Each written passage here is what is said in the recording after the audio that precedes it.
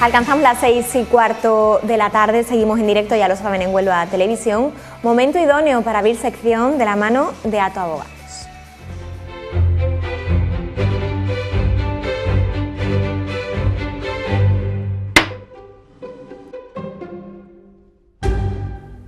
Y arrojando luz sobre esta mesa, saludamos a la especialista Sara Carrero de Ato Abogados. Sara, buenas tardes. Hola, buenas tardes, Pilar, encantada. Bueno, hoy vamos a poner el foco sobre un concepto como el IRPH. Sara, Exacto. Cuéntanos, ¿qué entendemos por este...? Pues mira, Pilar, la verdad que es un concepto quizás un poco desconocido, porque es un concepto quizás un poco técnico, ¿vale? Entonces vamos a intentar facilitarle al público un poco la definición de este concepto. Para equipararlo un poco en su concepto, Pilar, podemos decir que lo más que se escucha, que se oye, es el término Euribor, ¿vale? El término Euribor es aquellos préstamos que son a tipo variable, se referencian a un índice, y el más conocido, pues la verdad, pues el Euribor ha caído, el Euribor está cayendo, las hipotecas están bajando y los clientes se benefician de esa bajada. Pues bien, hay otro índice, Pilar, más desconocido, pero no menos importante, porque la verdad que afecta a numerosas hipotecas aquí en España, lógicamente, que es el IRPH, el índice de referencia de préstamos hipotecarios a más de 3 años para adquisición de vivienda, ¿vale?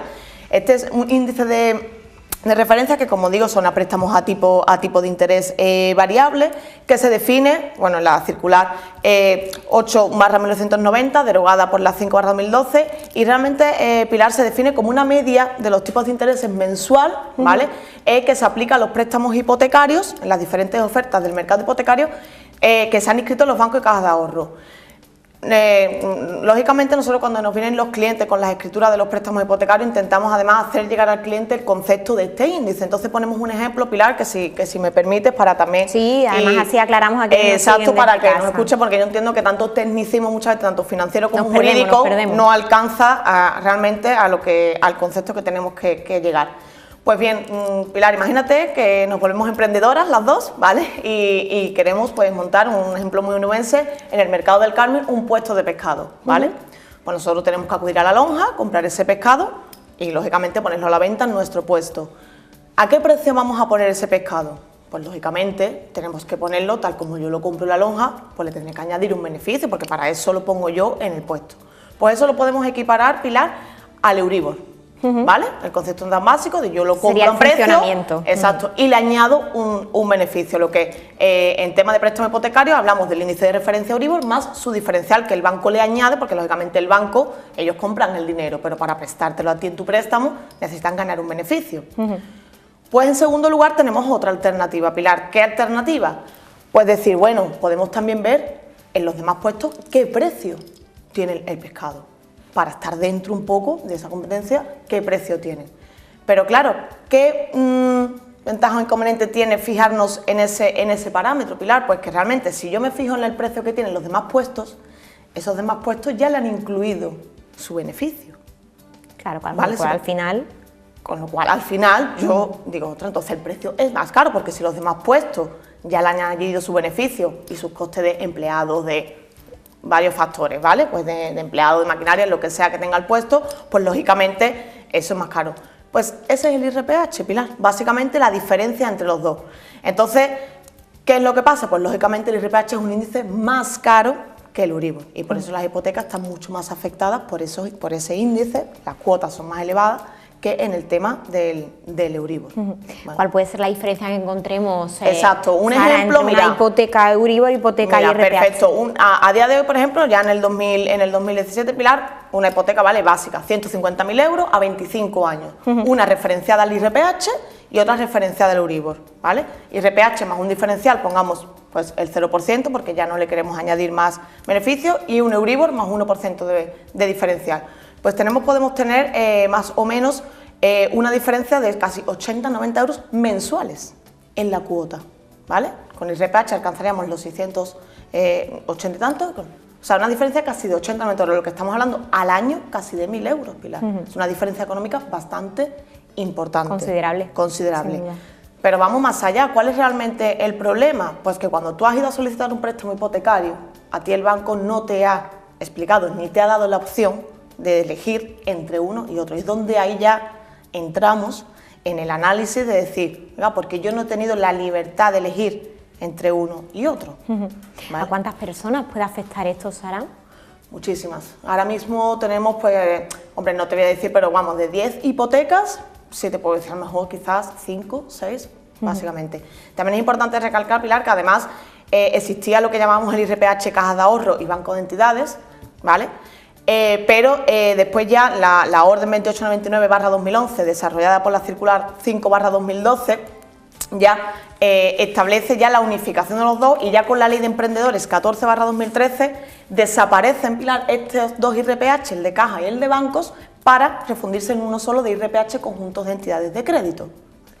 Los clientes siguen sin saber, es decir, ellos tenían su IRPH caja o su IRPH bancos en su escritura, de repente a partir del 2013 ya el Banco de España deja de publicarlo y saca el IRPH conjunto de entidades, y los clientes tampoco están al tanto de esos cambios, de por qué significa, un poco falta de conocimiento y falta de información. Por ello ahora mismo veremos cuál es el análisis de ese transparencia, control. Sin duda. Exacto, es donde realmente entramos a analizar, que ahora ya lo que estamos analizando ya de forma jurídica es lo que llamamos ese doble control de transparencia. Hablamos mucho del tema de la cláusula suelo, Pilar, que realmente la sentencia 9 de mayo de 2013 del Tribunal Supremo lo que hace es analizar ese doble control de transparencia. En un primer lugar, un control objetivo, de control de incorporación e inclusión de esas cláusulas al préstamo hipotecario, y en segundo lugar un control subjetivo, que es el control de comprensión del cliente, un control de transparencia entendido como control de legalidad. Pues bien, este mismo control lo traspasamos al IRPH, es decir, aplicamos, ¿por qué? Porque al fin y al cabo el IRPH también cumple los requisitos en cuanto a que es una condición general de la contratación. Son cláusulas predispuestas e impuestas por las entidades de crédito, aplicadas en numerosos préstamos hipotecarios, y que el cliente no ha tenido posibilidad de, lógicamente, de negociar. Entonces, jurídicamente se le aplica este mismo doble control, ya digo, este doble control de incorporación, de una redacción, tiene que tener una redacción clara, una redacción sencilla, una redacción legible y accesible para el cliente, lo que en virtud del artículo 5 y 7 de la Ley de Condiciones Generales de la Contratación, y ese segundo control de comprensión real y suficiente del cliente, el artículo 80 de la Ley de Consumidor y Usuario, que básicamente se resume, Pilar, que cuando tú solicitas ese préstamo hipotecario en la entidad de crédito, el empleado o quien te atienda, ¿no?, te tiene que facilitar información exhaustiva respecto al funcionamiento del mismo, mostrarte distintos escenarios diversos de cómo va a funcionar tu préstamo a lo largo de los años, qué índice se te va a aplicar, gráficos de cómo ese índice ha evolucionado, está evolucionando, previsiones que haya, si va a seguir subiendo, si va a seguir bajando, cómo va a influir a tu cuota, si va a subir, si va a bajar. Préstamos a 30, 40 años, los clientes tienen que saber cómo va a funcionar su préstamo. No estamos hablando de ni cantidades de que son pocos, ¿no?, sino que son préstamos de larga duración, y que entonces el cliente tiene que tener acceso a esa información. Entonces, por eso, además de hablar de, ya que jurídicamente hablamos de que incluso por un lado, en cuanto al concepto, hablamos que puede ser un índice manipulable, ¿claro?, porque realmente son datos, las cajas de ahorro de la entidad de crédito aportan los datos al Banco de España y es una media mensual que saca para publicar ese índice. Pero como hablamos, ese índice puede estar manipulado. ¿Por qué? Porque ya los datos que los bancos traspasan al Banco de España ya pueden estar inflados. Entonces, hablamos por un lado incluso de manipulabilidad. ¿Por qué? Porque no se tiene en cuenta, es un índice que no tiene en cuenta el volumen de las entidades ni el volumen de operaciones, es decir, únicamente, pero no podemos comparar distintas entidades, no voy a nombrar ninguna, pero el volumen de negocio no es lo mismo una entidad A que una entidad B, no tienen la misma operación una entidad que otra, no tiene el mismo volumen. Entonces hablan de que es un índice manipulable, y a raíz de ahí, de esa manipulabilidad, lo sometemos a ese doble control de transparencia, que ya, pues lógicamente hay numerosas sentencias de audiencias provinciales, tenemos la de Álava el 31 de mayo, recientemente además, Pilar, recién sacada de la Audiencia Provincial de Cádiz, muy cerquita, del 23 de octubre, donde efectivamente declaran que es un índice abusivo y que por tanto es nulo y tiene que ir fuera del préstamo.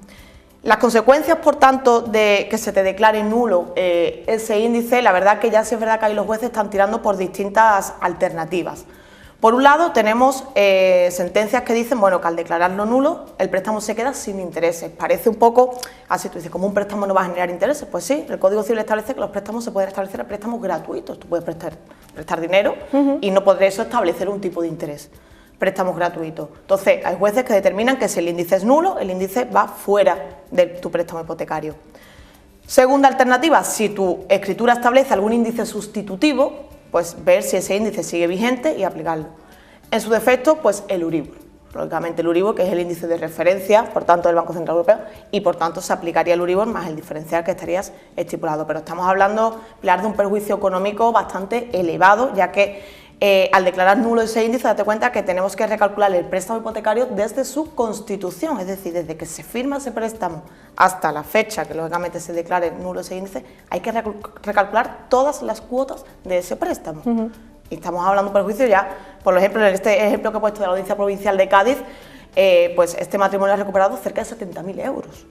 Perjuicio económico bastante elevado. En fin, importante. Entonces, si es verdad, nunca nos gusta decir cantidades, porque muchas veces la gente, vamos, las cantidades hay que estar al caso concreto, cada préstamo es un importe, un plazo, no es lo mismo un préstamo de 300.000 euros con un préstamo de 80.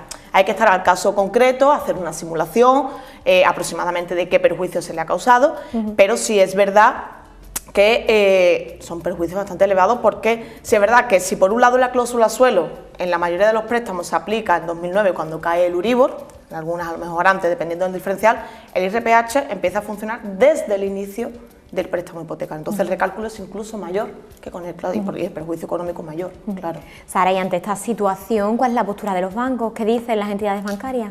Pues mira, nosotros en primer lugar, siempre nos gusta la vía amistosa, intentar entonces cuando un cliente acude a nuestro despacho y analizamos la escritura, le hacemos la simulación y vemos que efectivamente está ese índice inserto en su escritura, realizamos una reclamación extrajudicial previa. ¿Qué significa eso? Un escrito dirigido directamente a la entidad, anunciando, reclamando que en virtud de la jurisprudencia, en virtud de, lógicamente, de ya toda la normativa de mercados hipotecarios, ya por tanto solicitamos ahí la nulidad, la desaparición y que se le devuelva al cliente. La verdad que en el 90% de los casos ni contestan, vamos a ser claros, y no llegan a ni contestan a nuestras reclamaciones. Entonces, lo siguiente, si es verdad que ya es interponer la demanda, una demanda en los juzgados, ¿vale?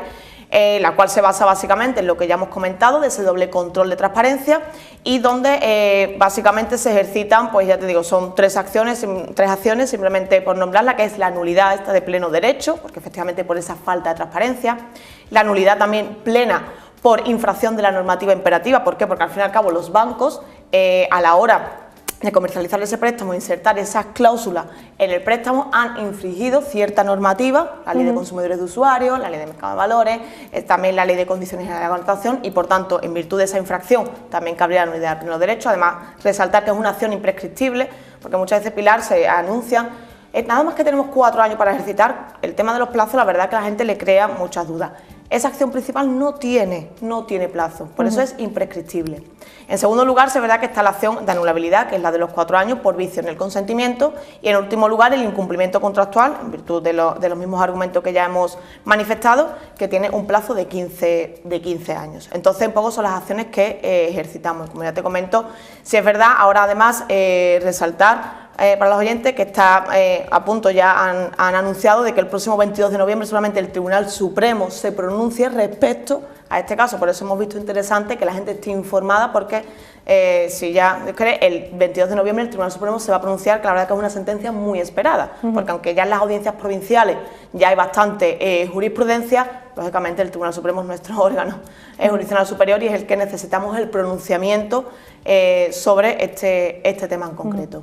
Sara, ¿y qué recomendáis desde ATO Abogados a las familias cuya hipoteca se ve afectada por este IRPH?